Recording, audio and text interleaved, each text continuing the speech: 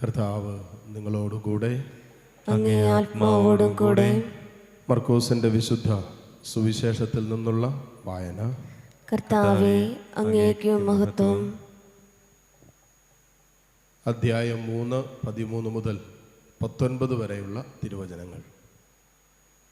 അക്കാലത്ത് യേശു ഒരു മലമുകളിലേക്ക് കയറി തനിക്ക് ഇഷ്ടമുള്ളവരെ അടുത്തേക്ക് വിളിച്ചു. അവർ അവൻ്റെ സമീപത്തേക്ക് ചെന്നു. തന്നോട് കൂടെ ആയിരിക്കുന്നതിനും പ്രസംഗിക്കാൻ അയക്കുന്നതിനും പിശാചുക്കളെ ബഹിഷ്കരിക്കാൻ അധികാരം നൽകുന്നതിനുമായി അവൻ 12 പേരെ നിയോഗിച്ചു. അവർ പത്രോസ് എന്ന് അവൻ പേര് നൽകിയ ശിമയോൻ, ഇടിമുഴക്കത്തിൻ്റെ പുത്രന്മാർ എന്നർത്ഥമുള്ള ബവനർഗസ് എന്ന് പേര് നൽകിയ സബദി പുത്രന്മാരായ യാക്കോബും സഹോദരൻ യോഹന്നാനും, അന്ത്രയോസ്, പീലിപ്പോസ്, ബർത്തലോമിയോ, മത്തായി, തോമസ്, അൽപ്പയുടെ പുത്രൻ യാക്കോബ്, തദേവൂസ്, കാനാൻകാരനായ ശിമയോൻ, യേശുവിന് ഒറ്റിക്കൊടുത്ത യൂദാസ്കറിയോത്ത. കർത്താവിൻ്റെ സുവിശേഷം. ക്രിസ്തുവേ, അങ്ങേക്ക് സ്തുതി.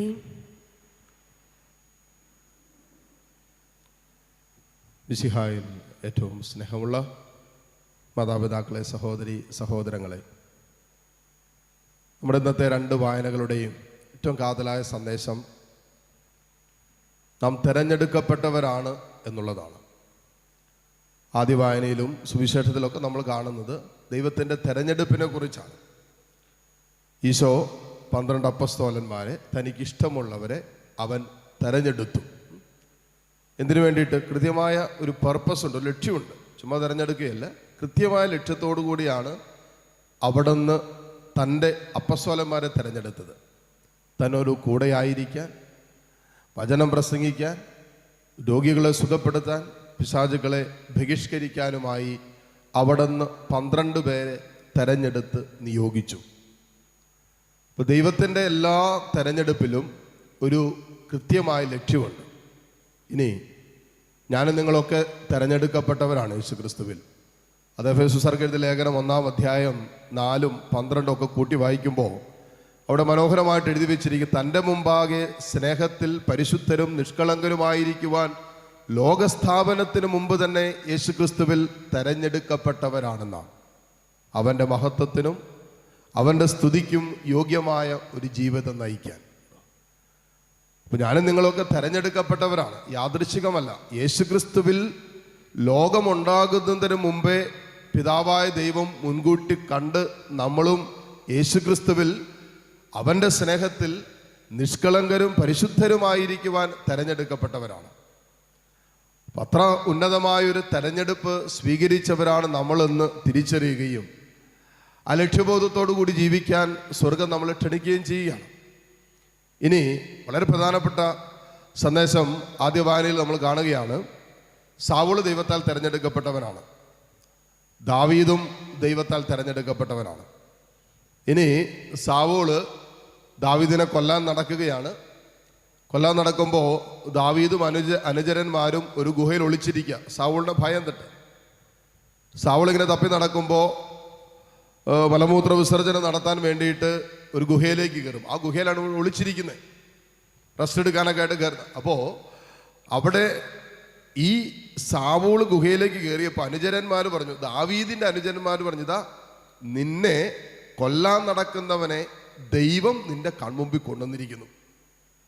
തീർത്ത് കളഞ്ഞാലോ, നശിപ്പിച്ച് കളഞ്ഞാലോ, നിന്റെ ശത്രുവല്ലേ, നശിപ്പിച്ച് കളഞ്ഞാലോ. അപ്പോൾ ദാവീദ് പറയുന്നൊരു കാര്യമുണ്ട്, അവൻ ദൈവത്താൽ തെരഞ്ഞെടുക്കപ്പെട്ടവനാണ്, അവൻ ദൈവത്തിൻ്റെ അഭിഷിക്തനാണ്, അവനെ തൊടാൻ പാടില്ല. എന്നിട്ട് ഒരു വസ്ത്രത്തിൻ്റെ ഒരു തുമ്പ് കട്ട് ചെയ്തെടുത്തിട്ട് വെറുതെ വിടുക സാവൂളിനെ. ദാവീദ് പറഞ്ഞ ഒറ്റ കാര്യമുള്ളൂ, അവൻ ദൈവത്താൽ തിരഞ്ഞെടുക്കപ്പെട്ട ദൈവത്തിൻ്റെ അഭിഷിക്തനാണ്.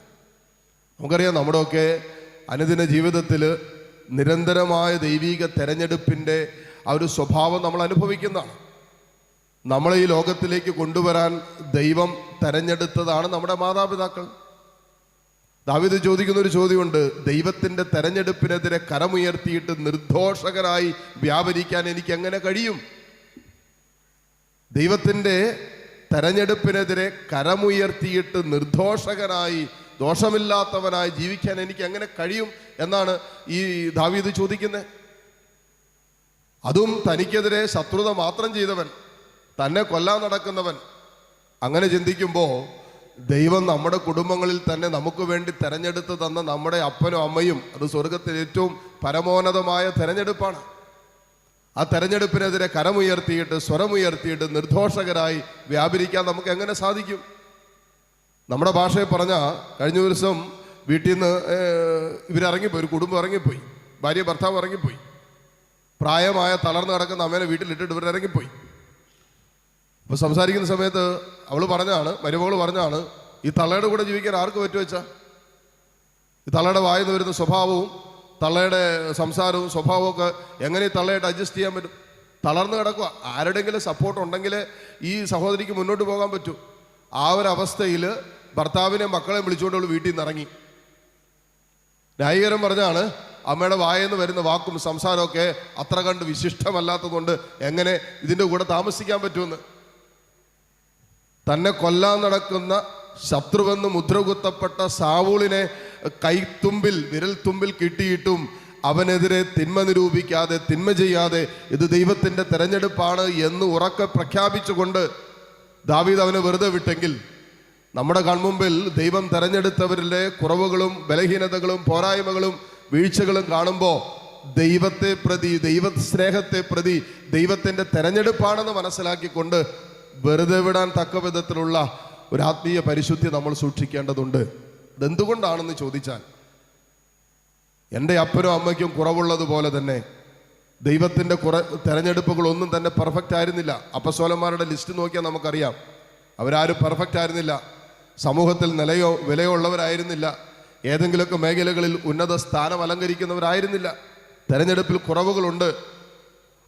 എന്നെയും നിങ്ങളെയും സ്വർഗം തെരഞ്ഞെടുത്തെങ്കിൽ നമ്മുടെ കുറവുകളോടുകൂടി ചേർത്ത് പിടിക്കുന്നുണ്ടെങ്കിൽ നമ്മുടെ കുടുംബത്തിൽ കുറവുകളുള്ള ദൈവത്തിൻ്റെ തെരഞ്ഞെടുപ്പുകളെ അതേ സ്നേഹത്തിൽ ചേർത്ത് പിടിക്കാനുള്ള ഒരു ഉത്തരവാദിത്വം സ്വർഗം നമ്മളെയും ഏൽപ്പിച്ചിട്ടുണ്ട്. ഇത് സ്വർഗത്തിൻ്റെ ഉത്തരവാദിത്വമാണ്. ഇത് സ്വർഗത്തിൻ്റെ സ്വഭാവമാണ്. ഈ സ്വർഗീയ സ്വഭാവത്തിനെതിരെ നമുക്ക് പോകാൻ പറ്റും, സഞ്ചരിക്കാൻ പറ്റും, നിലപാടുകൾ എടുക്കാൻ പറ്റും.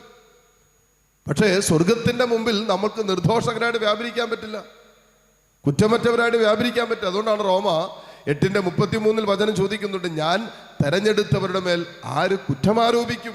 കുറ്റമില്ലാഞ്ഞിട്ടാണോ, കുറവില്ലാഞ്ഞിട്ടാണോ? നമ്മുടെ കുടുംബത്തിലുള്ള നമ്മുടെ മാതാപിതാക്കൾക്ക് ആർക്കാ കുറവില്ലാത്തേ? നമ്മുടെ അപ്പനും അമ്മയ്ക്കൊക്കെ കുറവില്ലാത്തതായിട്ട് എവിടെയാ ഉള്ളത്? എല്ലാവർക്കും കുറവുണ്ടെന്നേ. നമുക്ക് കുറവില്ലേ? നമ്മൾ പെർഫെക്റ്റാണ്. നമ്മൾ സ്വർഗത്തിൽ നിന്ന് കയർ കെട്ടി ഇറക്കപ്പെട്ടവരാണ്. നമ്മുടെ കുറവുകളോടും നമ്മുടെ ബലഹീനതകളോടും നമ്മുടെ സ്വഭാവത്തിൻ്റെ വൈകല്യങ്ങളോടും കൂടി നമ്മുടെ കുടുംബാംഗങ്ങൾ, നമ്മുടെ ജീവിത പങ്കാളി, മാതാപിതാക്കളൊക്കെ നമ്മളെ സഹിക്കുന്നത് കൊണ്ടല്ലേ നമ്മളിന്ന് ആ കുടുംബത്തിൻ്റെ ഭാഗമായി നിൽക്കുന്നത്.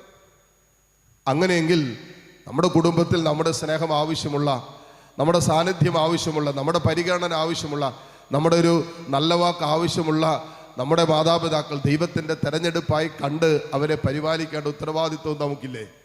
എത്ര കുടുംബങ്ങളിലാണെന്നറിയോ മാതാപിതാക്കൾ അവഗണിക്കപ്പെട്ടുകൊണ്ടിരിക്കുന്നത്?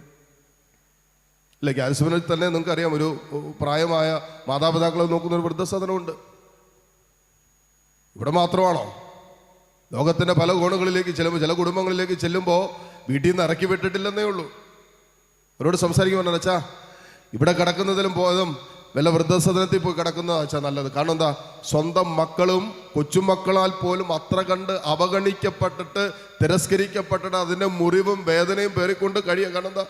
മക്കളും കൊച്ചുമക്കളൊക്കെ അങ്ങോട്ടും ഇങ്ങോട്ടൊക്കെ പോകുമ്പോൾ ഈ പ്രായമായ മാതാപിതാക്കളോട് അവഗണനയുടെ സ്വരം സംസാരിക്കുന്നത്, മുറിവേൽപ്പിക്കുന്ന വാക്കുകളാണ് സംസാരിച്ചുകൊണ്ടിരിക്കുന്നത്. പറഞ്ഞ അച്ഛാ, ഇവിടെ കിടക്കുന്നതിനേക്കാളും ഭേദം വല്ല വൃദ്ധസദനത്തിൽ പോയി കിടക്കുന്നതാ.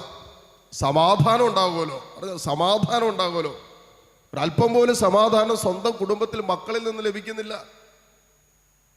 കൊച്ചുമക്കളെ പോലും പറഞ്ഞു പഠിപ്പിച്ചേക്ക മാതാപിതാക്കൾ ദുഷിച്ചവരാണെന്ന്. ആലോചിച്ച് നോക്കിയേ, എന്തൊരവസ്ഥയാന്ന്.